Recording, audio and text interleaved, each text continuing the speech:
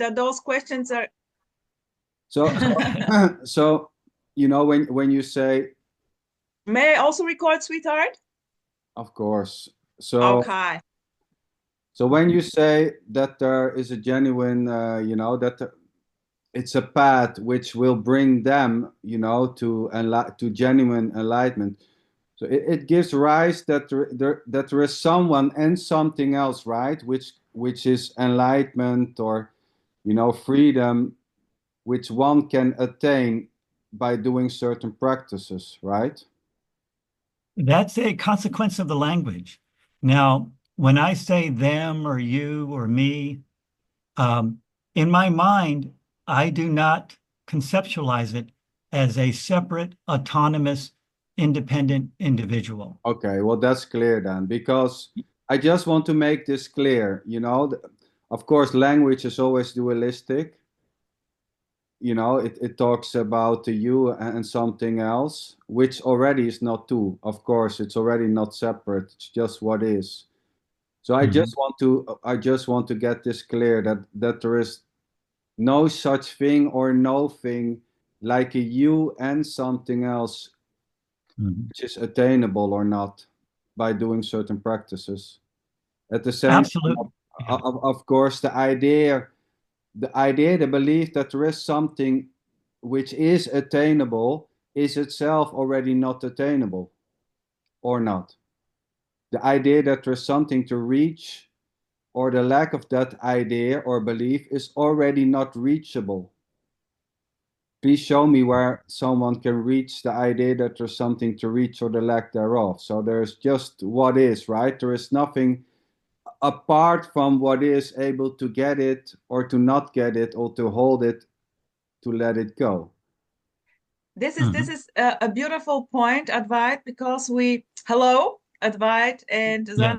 Zanderlientje, because we were actually sharing stories, and I was curious about Advait. Your origin is from Great Britain, England? No, no, No, no, no. was US, Wrong. born right? in US, America. US, US. America. Yeah. But you US. are Yeah. living now for how many years in India? I've been living 16 years here at Amma's ashram, pretty much full time. About once every 4 or 5 years, I'll go back to America for maybe 2 or 3 months, get my new Oh, visa, and come back. okay. Otherwise, I live full time here in India during the 16 years. Beautiful. Amazing. Amazing, Advait. Do you want to share how the life is there and also a little bit about the Indian culture, how the people in a nutshell, how they grow up and how they see like guru and for them it's simply a different way of seeing it. It's like brushing the teeth, maybe doing the morning yoga and whatsoever it is. I guess it's quite normal there, right? Yeah, it's pretty. Yeah, the whole concept of gurus and enlightened masters and avatars, as you said, is pretty well integrated into the Indian culture. So for them, when an avatar appears, like in the modern world, uh, people who would be considered avatars would maybe be like Sai Baba, Satya Sai Baba, if you've heard of him, probably. Yes. Yeah, Sander, you've heard of Satya Sai Baba? I'm a little bit, yeah. Yeah, Satya Sai Baba, he's famous for having this big, Hair. bushy hair. Okay. I've got a picture of him. I can, No, no, well, it's good. It's good. It's all good. It's all good. and so, and so he, like as one example, he passed away in like 20, oh, to, 2012 or 2014 or something. And he was considered to be a full avatar or a full incarnation of the divine. And many people, me included, also consider Amma to be a full incarnation of the divine. Who is Now, Amma? Advait. Who is Amma? Amma is what everyone is just the supreme Amma says that everyone is divine, are embodiments of divine love and the supreme consciousness. So she's And first of all a woman, so to say. And yeah, what age? yes, What age? Amma is 71 now. Okay, and she lives in India. And there is a huge ashram which is growing, and you are living there for a long time. Okay, okay, cool. That's correct. Amma was born essentially, she was born within about 50 yards from where I'm at. In the cow Yeah, shed, a cow shed. in, in a cow shed, right, right. I think you know the story. And so this is Amma's birthplace, is essentially right where the ashram is. And the ashram is growing. And to give her life story very short, very briefly, she was born to a pretty poor fishing family, kind of a lower caste family. So she was kind of on the low, her family and her caste was kind of on the lower rungs of society. And her family was very poor. And Amma became kind of known to her neighbors from a young age because whenever Amma had a little bit of money, a little bit of extra money, she would always take it to go buy some food for the neighbors because there were neighbors who were even more poor than her family. And she would always, try to, when she had some money, give them some food or to help them. Like if they had a elderly grandmother or something who was like bedridden, Amma, this was when she was like 7, 8, 9, 10 years old. She would come by and try to help out and take care of the elderly person. And so she just had a reputation amongst the small rural community here of just being especially kind and compassionate. And this community is right on the seashore. About 100 meters from where I'm sitting is the Arabian Sea. It's And Kerala, so right? Kerala. Kerala, exactly, in the far southwest of India. And so also from a very young age, Amma was very drawn toward spiritual life. And she was especially drawn toward Krishna. And she would carry around a little picture of Krishna and kind of just contemplate it and pray to Krishna and just look at the picture and kind of just become lost in love for Lord Krishna. This here, let me interrupt you quickly. This reminds me Sure. of the story of Thich Nhat Hanh. Mhm. He was like a child. He was simply stunned by the beauty of or the calmness of a picture of the Buddha. And his idea, like innocently so, like a boy, because his father put him in a monastery or something like this when he was small. And he simply loved how peaceful Buddha is sitting there with a smile on his face. And this was in a way his, I will say it now, his idol. This was for him the end goal, to be as calm as the Buddha with a smile on the face. And this is in a way interesting how also Amma in a very young age already had an idea or Mm-hmm. Yeah, she had a picture of. strong pull toward she had a strong devotional feelings toward Krishna. Uh, just like Thich Nhat Hanh's feelings toward the Buddha, just a very strong pull and affinity and a strong resonance with the ideals that were represented by the picture. And the ideals of like Krishna or Buddha, they of course represent a much higher elevated level of embodiment of consciousness. Now, of course, all there is just this mysterious this or whatever is happening. And and and there's all kinds of infinite number of appearances happening within this. And one of those appearances is the appearance of devotion toward this higher goal or higher realm or world of the enlightened beings, the truly enlightened masters. And so Thich Nhat Hanh and Amma were very drawn by those ideas of By those ideas, exactly. merging. Just an idea. Yeah. Well, I think in my sense, it's these things are also operating on a deeper level that I personally cannot comprehend or experience. I think there are much deeper levels of what is happening of this than I can experience. And that's, I don't directly experience those deeper levels. I've never had any special spiritual experience. But what's arising here constantly is a feeling, a very clear feeling that there's much, much more going on than what, quote unquote, I am experiencing in the everyday world. But you, just to interrupt,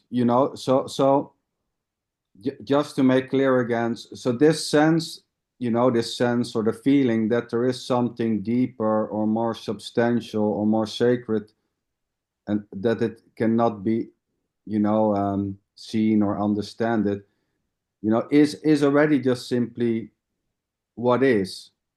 Mhm. So Mhm. these so-called feelings of that there is something deeper, or even the so-called experience that there is something which is beyond this or higher than this, is already just what is, as far as feelings, thoughts, ideas, beliefs seems to suggest it is or isn't. Yeah, I 100% agree. This feeling is just what's arising, it's what's happening. And this feeling is very resonant here. It it has a feeling of quote unquote truth to it. Mm. Now that's just simply what's arising.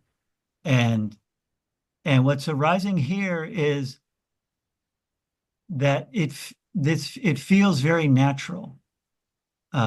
This feeling, now do I have any experience of these deeper realms?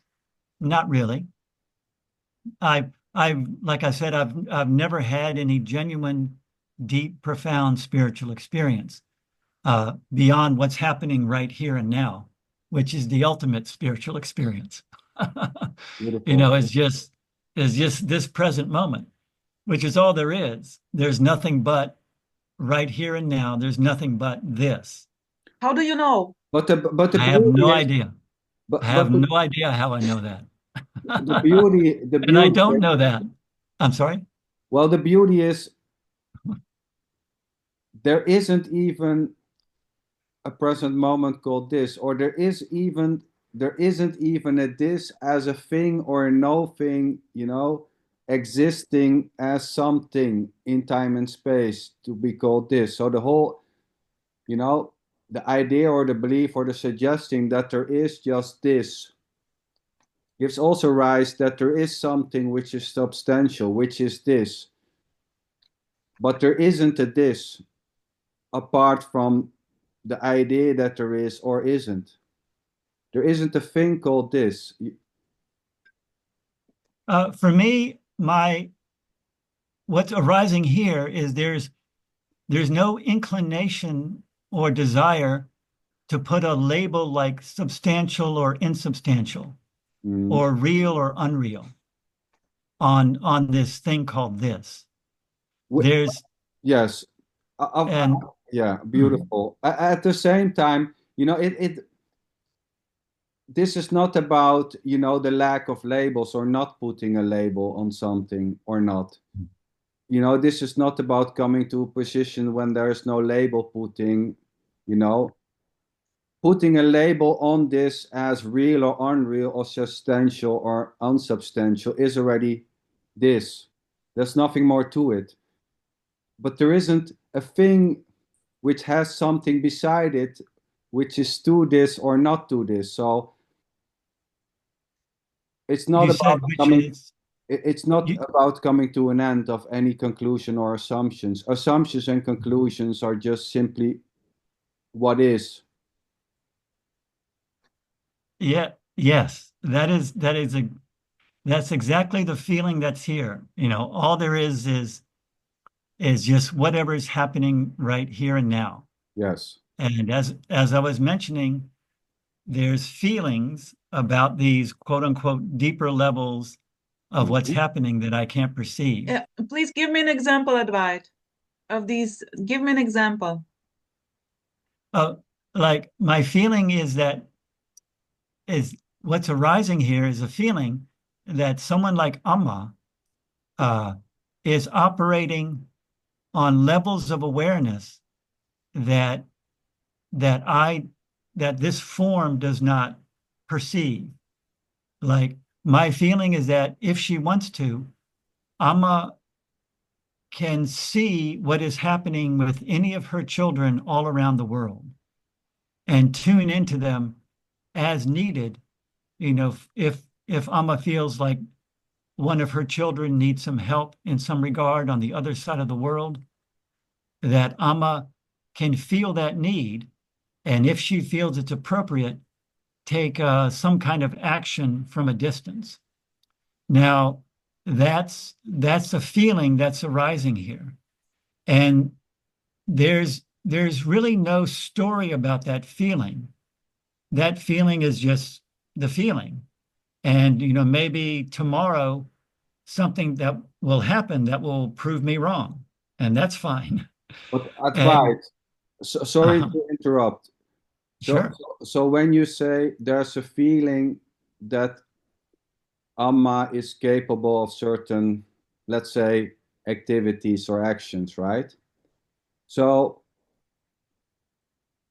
could it couldn't it just be that instead of it being a feeling that she's able, there's just the thought claiming that there's someone called Amma having uh,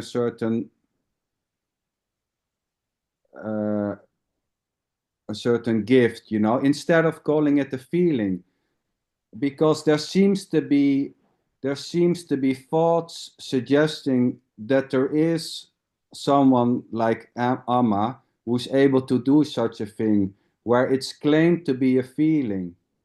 You understand what I mean? So when you say Mhm. it's a feeling here, isn't it just a thought that there is someone having a certain capability or not, instead of a feeling? Because how does it feel? You know, to feel that someone is able to do something, there needs to be a feeling that someone is able not to do it, right? Mhm. Yeah, like for me, the feeling or the thought here is that it doesn't seem that this form, this character, has that ability. Yeah, but it's Right? very normal.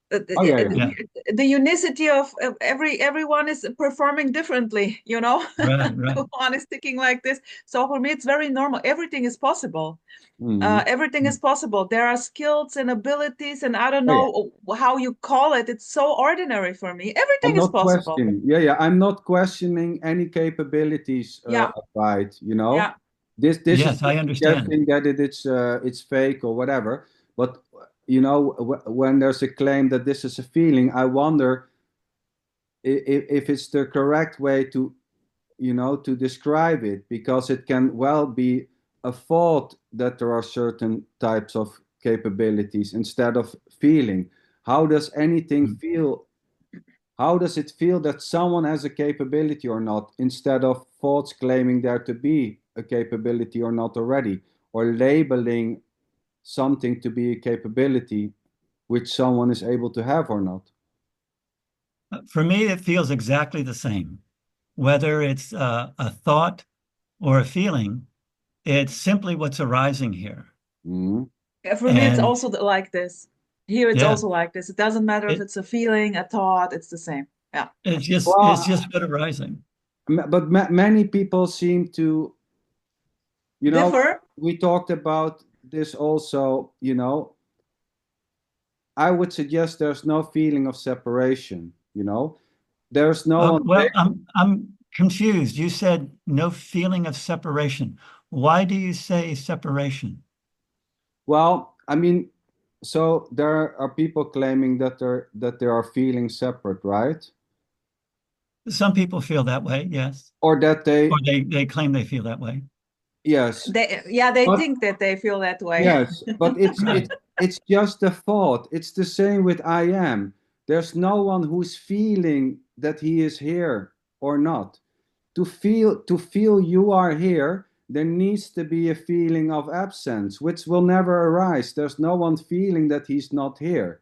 It's the same with a feeling of separation. There's just a thought stream claiming there to be a you amongst others, and others are separated, but there's no actual feeling of being apart from life. It's That just an is, innocent stream of thoughts claiming there to be a you as a being amongst others.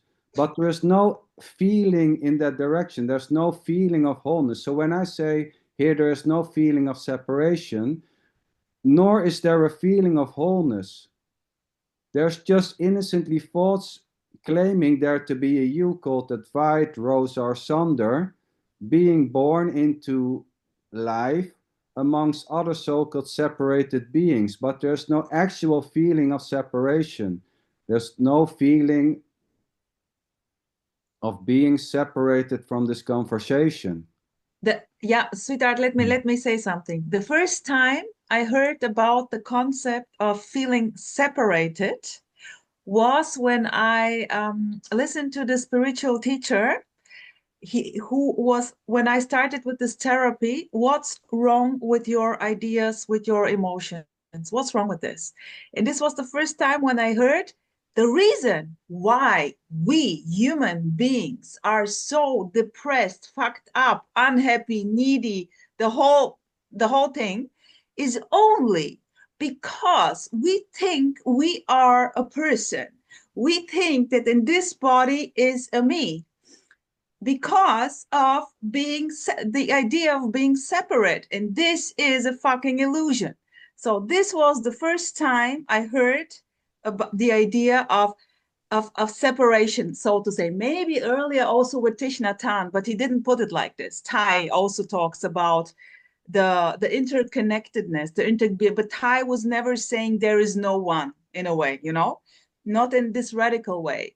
And then I guess, oh yeah, of course, that's the reason why I feel so shitty, because I think that there is a me, and yeah, of course, this is the feeling that I'm separate, Yeah. But it's the same with being, there's no one feeling that he's here.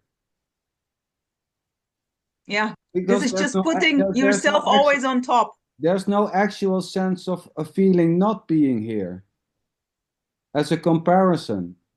So there may be a thought claiming that there is a you as a position, but there's nothing more to it. There's no, I mean, at the same time, if there's the claim to be feeling separate, which is already not separate, of course, it's already just simply what seems to arise, Yeah, sweetheart, mixing up feelings and mixing up communication, or claiming a feeling to be a thought or a thought to be a feeling, which is already this. But I would suggest there's no separation outside the idea or the belief or the thought that there is a separated you already, which already in itself is already not separated from something else.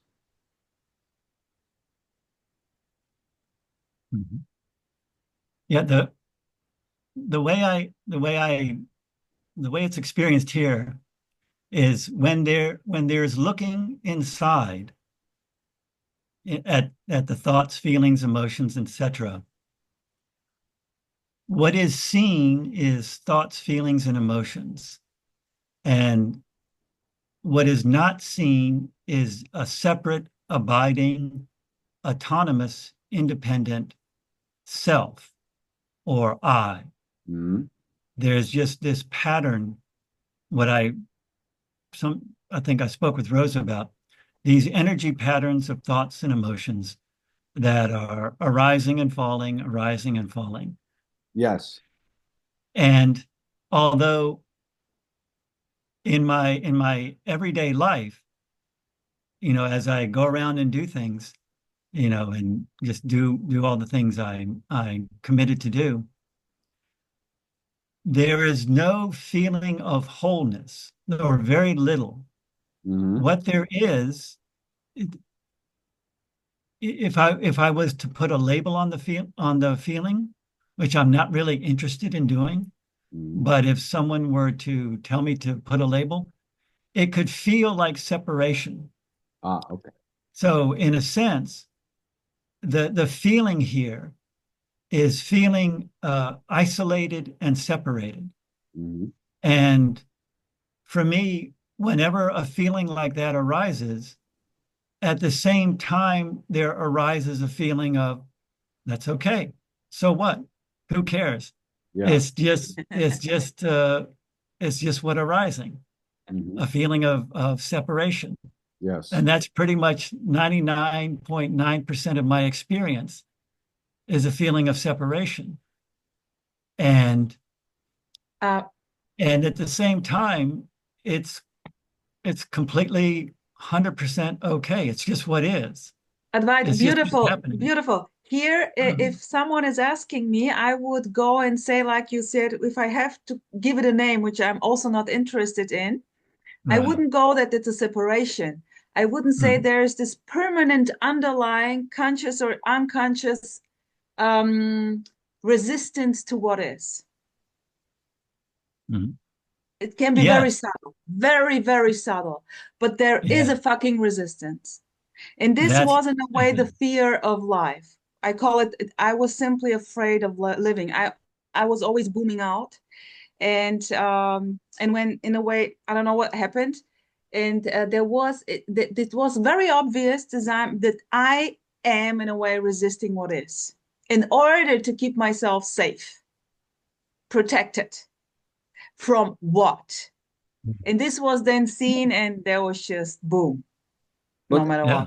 what. as anything else, so to say, which there isn't anything else. Resistance or the lack of it is just arising freely, right?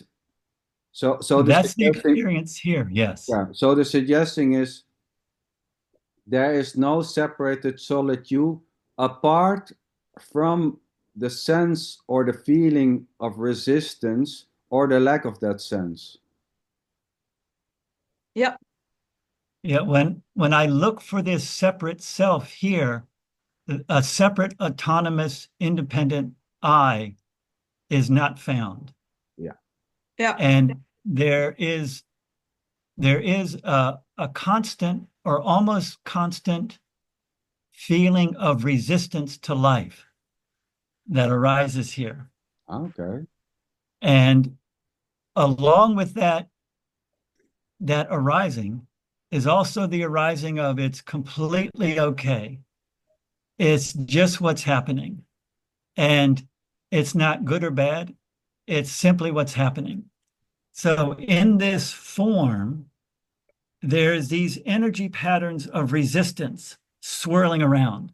Mhm. And also in this form, there's the energy pattern of dealing with this resistance, of soothing out, of calming the resistance, and then of dealing with it when the resistance gets really big. And then finding these energy patterns of joy and peacefulness when the patterns of resistance fade away. But what seems to be, this is what your videos seem to be encouraging here or triggering here. And I know sounds dualistic, but that's fine. It's not a That's problem. fine, Who Advait. cares, Dualism is, mate? Come on, sweetheart. What a yeah, I bullshit. don't see dualism as a problem. Yeah. No. Just And another so label. Just when another I label. watch your videos, there arises a feelings, the energy patterns of handling and soothing and letting go of the resistance, those kind of energy patterns feel like they become more pronounced, which is wonderful, because then this form is feeling better when there's less resistance. And all of it is completely, utterly okay.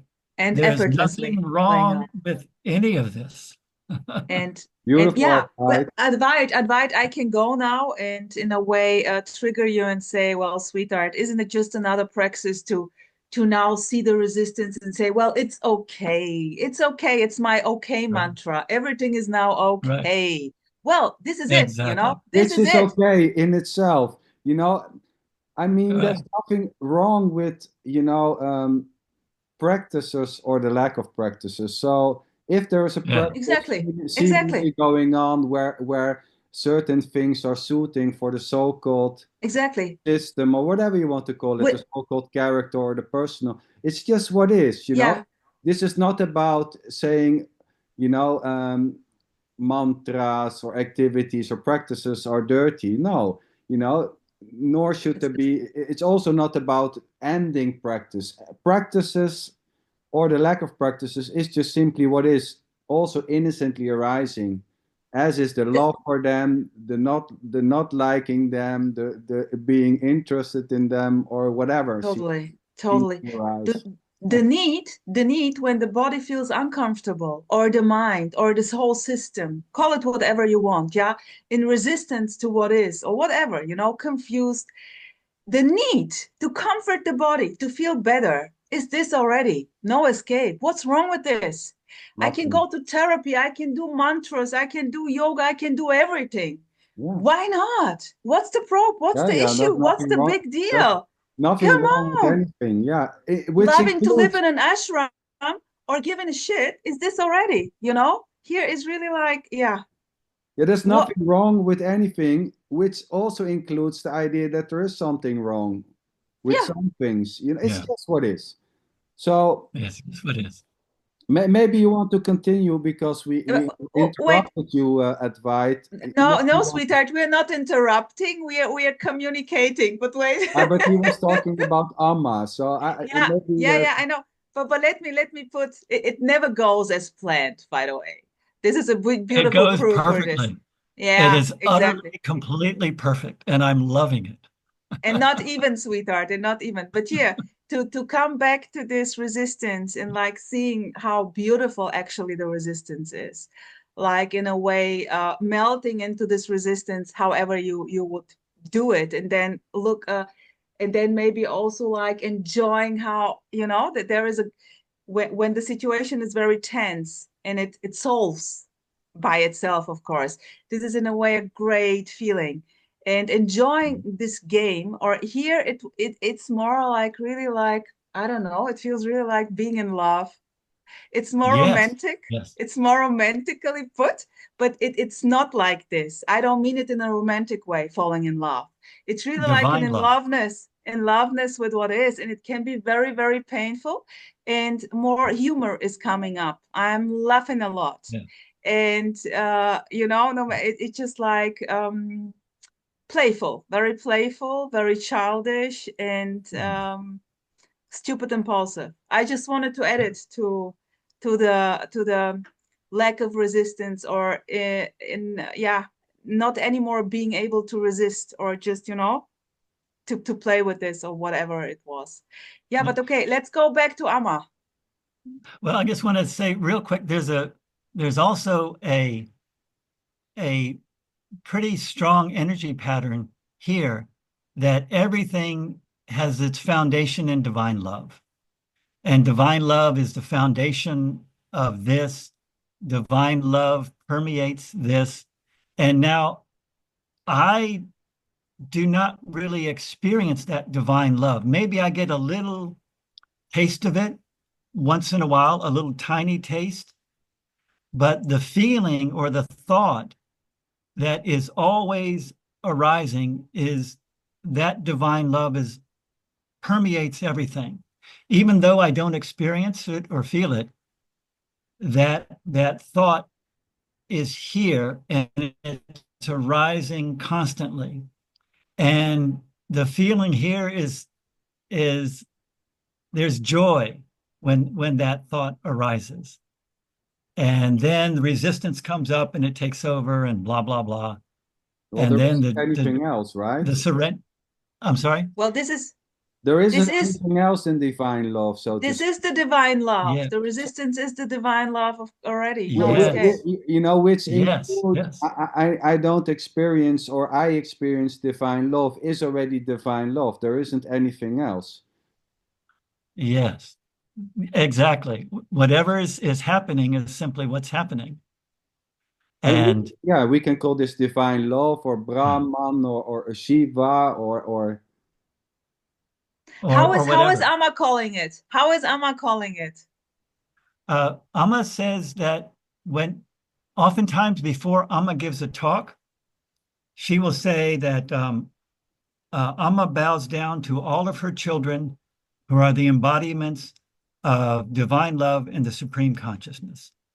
So what Amma is saying, in the feeling here, my feeling is what she's saying, is Amma saying what I am, which is divine love and supreme consciousness, is exactly what all of you are.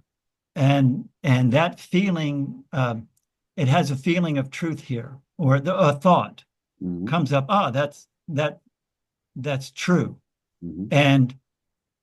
And also there's an energy pattern here of being aware of stories that I may carry around in my mind and of letting go of stories. And that's a big energy pattern that flows here. But if you want, we can share a little bit more about life at the ashram or a little bit about Amma or whatever you want to share. Go ahead, Advait. So, Tell us, okay. sweetheart. Well, Amma's ashram, the life here is it's rather more loose than at most spiritual ashrams here in India. Most spiritual ashrams, they tend to have a bit more strict timetables and schedules and rules and regulations. And here at the ashram, I've been told by many Indians that Amma's ashram is quite loosely run and not really strict at all. It's strict in some ways. I mean, if you misbehave, you'll get a chance of getting kicked out of the ashram if you're, like drinking alcohol openly or, hurting other people or, doing things like that. Of course, there's those kind of clear boundaries. But in other ways, like, for example, I'm allowed to get enough sleep at night. I sleep 8 hours a night in order to feel well rested and have enough energy to do all the work I need to do. And in other ashrams, that would not be allowed. In other ashrams, it's very common, for example, everyone gets up at 4 a.m. or 5 a.m., and there's no exceptions. And like also here at Amma's ashram, there's many elderly people here. The people who've been with Amma for, 30 or 40 years have been following Amma, and now they're in their 70s or 80s, and they stay here at the ashram, and, It's like family. I'm sorry? It's like family. It's like family, yeah. And like I have to pay rent here at the ashram a certain amount. But there's other people here who are what's called renunciates or brahmacharis or brahmacharinis, and they live here for free. And if you're a renunciate, it's expected you work between 6 and 8 hours a day. Now, I'm not a renunciate. When I asked Amma to become a renunciate, she just smiled and said no. So, which means I have to pay rent. I have to pay for my room and board, which is not very much. And then I'm expected to work about 4 or 5 hours a day. So I don't have to work as much as some of the other renunciates. And the main kind of Amma's main recommendation to people here is to primarily do work, to do karma yoga. And you probably know that term karma yoga, Rosa? Yeah, a A little little bit, bit. yeah. Yeah, karma yoga means that your main spiritual practice is being of service. And Amma says that for most people here, the main practice that's most effective for them is karma yoga, which means doing some kind of work. Like I spend a few hours a day cleaning flats, which I like because it's some good mild exercise, and I enjoy it. And the other karma yoga I do is fixing and repairing electronic items, because I used to be an electrical engineer. So they said, okay, Advait, you do that. You know how to do that kind of stuff. I said, There's, okay, fine, whatever. there's no bhakti. Well, there is in the mornings and the evenings, I'll do some meditation, and I'll listen to some Amma songs, which is a kind of a bhakti yoga, regular physical yoga practice to keep myself strong and healthy. And the main form of bhakti here at the ashram is when Amma leads the evening devotional singing. And most people go to the hall and they watch Amma sing bhajans and sing along. And that's very much a bhakti practice. And then Amma will tell a few people, a small number of people, to focus on like scriptural studies and studies the various scriptures. But for most of us, Amma says, spend most of your time doing work, and then some time doing bhakti yoga and meditation and scriptural studies. Like I spend a little bit of time doing scriptural studies. I like listen to the Bhagavad Gita, and yeah. Advait, Mhm. she is saying this in order to what? Now, my feeling is that Amma can look inside all of her children and know what's best for them. Oh, It's like, for the best of her children. Okay, okay, right. And it's okay. like Amma has her own spiritual CAT scanner or MRI scanner.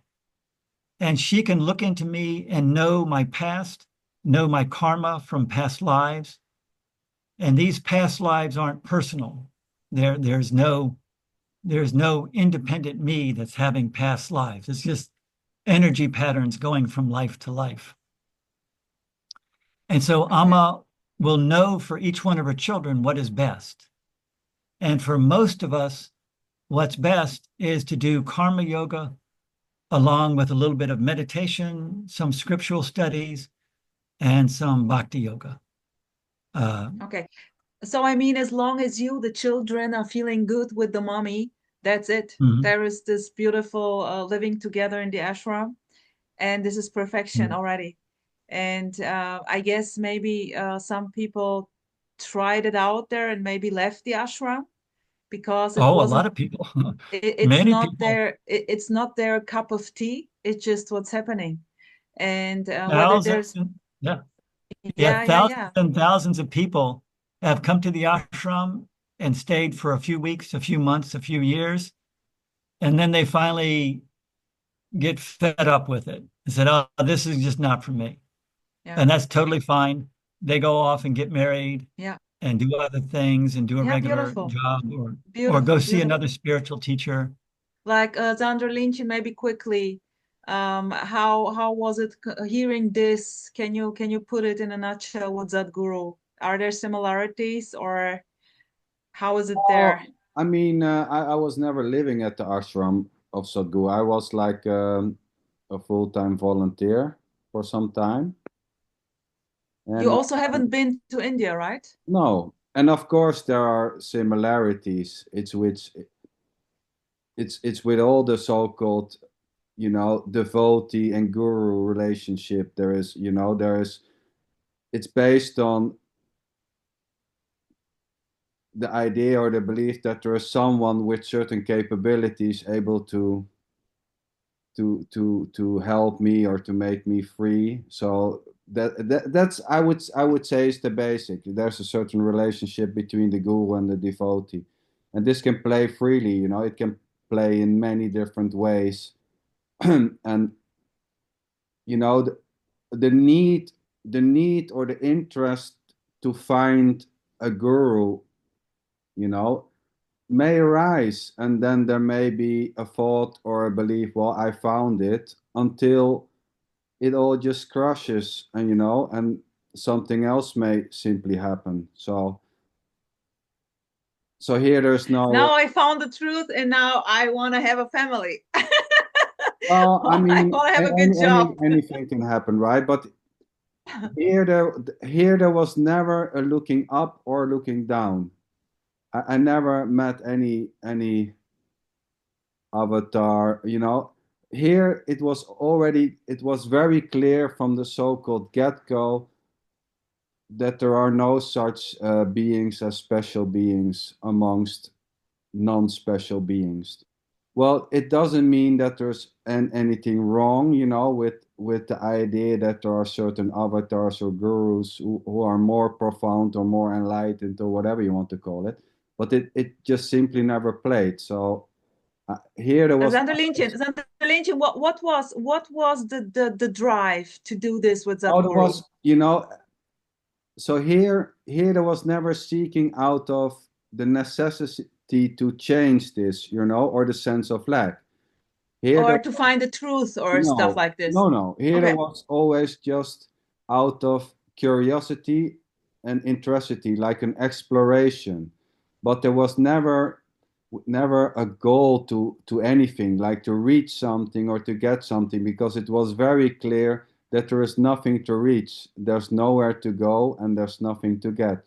It And doesn't. what did you explore there? What did you explore there? Like the breathing techniques or all, the all types yoga, of the body physical stuff? activities, like Physical. playing I mean, yoga or meditation. Here it's nothing different than playing football or going to the toilet. It's just a physical activity, and the loving and the liking of such activities, or the lack of liking, is just what seems I to love play. I love going to the toilet.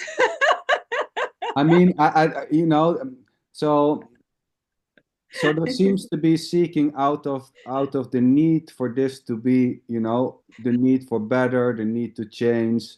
But there can also be just exploration. What is this? Like Curiosity. curiosity. Wow, so cool to move the body like this and this and this. Well, I mean, so it seems, as far as it seems, that activities can have a certain effect on the physical form. That's how it Yeah. seems. As far as thoughts, beliefs, and ideas suggest it is. There's nothing more to it. So the idea that yoga or meditation or playing football or doing calisthenics or doing body work is helpful, it's just simply this. And the need and the preferences for all those types of activities arises freely. The Yeah. need to do yoga or the lack of that need arises and dissolves on its own. There's no Yeah. separated you apart from it. So it's the same with the love for a guru. Loving a guru or not loving a guru or plays innocently, freely, and spontaneously. So there may arise the idea, well, I go to India, I found myself a guru, until it dissolves. This need and this preference to stay there or to go there, or to not know to stay or to go, is just simply what is, innocently so. Should I stay or should I go? But so, but there's a beauty in all of it, and the beauty is mostly here that there isn't a all of it. Again, come again. There isn't what then? Well, I would say the beauty.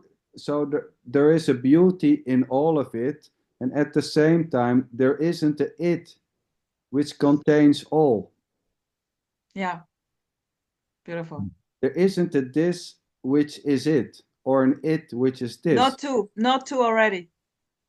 So, well, I would say not either one. It's not even one. There isn't a thing. I did not One. mention one, sweetheart. I just said not two. Otherwise, I would say just the one. I'm So not saying there is the one. No, no. I have many friends, from India who are greatly involved in spiritual practice and devotional practice and bhakti and karma yoga. And it's beautiful.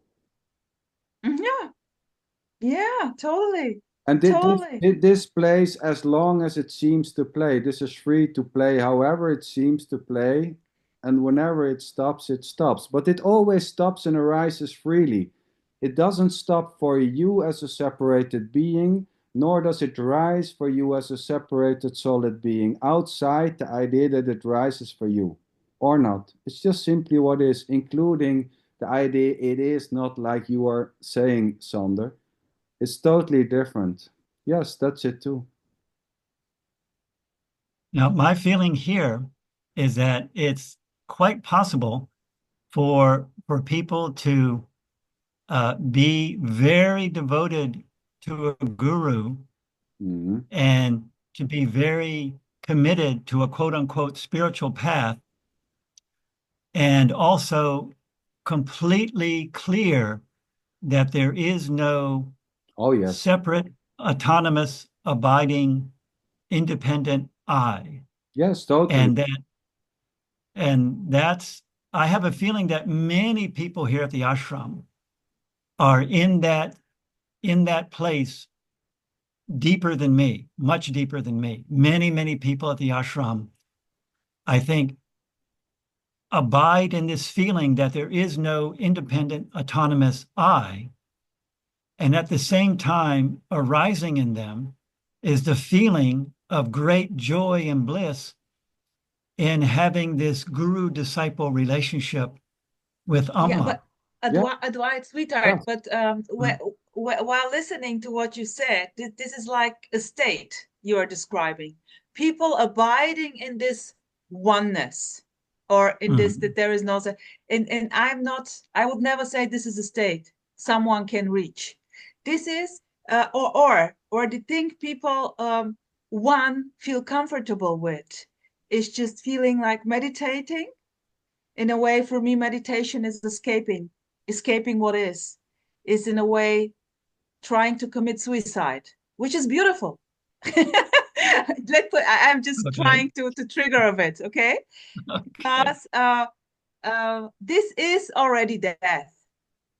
Yes. I mean, And devotion. meditating, this is, yeah. So no matter what, for me, this now I'm meditating in order to calm the mind, to experience bliss or whatever.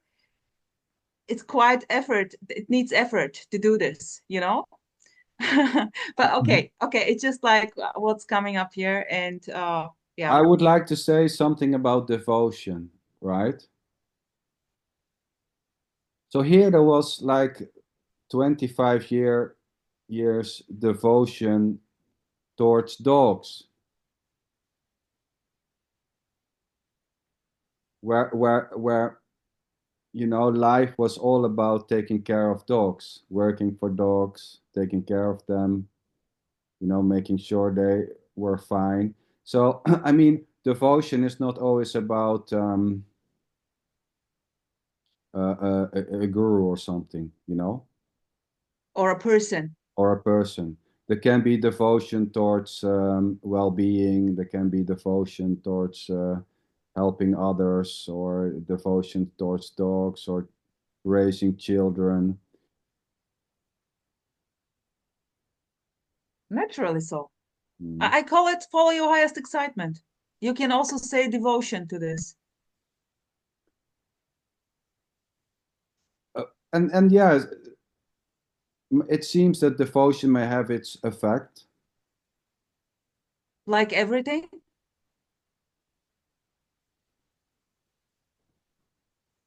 I mean, there's nothing wrong, with devotion. There's just simply there's no you who is devoted to something else. Devotion is not about something else or someone else. Devotion, I would say there's just devotion, right?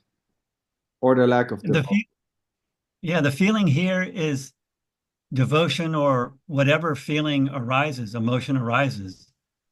There's a feeling here that there's no need to take it personally. Yes. That devotion that's arising here, there's a lot of devotion here for Amma and for Lord Krishna. But there's not a feeling to take it personally. There's what is seen as just something that's naturally and joyfully arising, and it's arising, and maybe one day it'll stop arising, and that's fine. Yes. And And what's under, yeah, go, sweetheart. but so even if it seems personal, that's it already. So even Yes. if there's a sense of personal devotion, it's already impersonal. Yes. Even Let the me add, yeah. let me also add what I love when Xander is saying, and there are simply things which are more, how are you putting this? Which simply would, how is it the word? Will simply happen more, so likely to happen. More likely Like to happen. Yeah, yeah, yeah. more likely to happen, like Advait mentioned, and maybe this devotion will stop at some so-called pointless point. And but there are simply things which are more likely to happen, and in your example, like Advait leaving the ashram, you know, or staying there. And this is yeah, of course, you never know. You never But know, but at least as far as it seems, some things seem less likely, right? So it's neither about leaving or not leaving. Leaving may yeah, happen and staying may yeah. happen. It's not about, one or the other. This is just suggesting that the staying or the leaving happens freely, spontaneously and innocently. So in a way, quite ordinary. Everything is it already, no matter how it plays out. And Yes. seeing the beauty in this, or a specialness in this, or claiming this is completely ordinary, and nothing special is, what to say, it's just saying this. We, Mhm. we have to do a part two because I want to hear more it's about it's Amma Advait. uh-huh it's always Sure, very, sure. very interesting, Advait, to chat with you. Let's stop the recording, sweetheart, but stay there.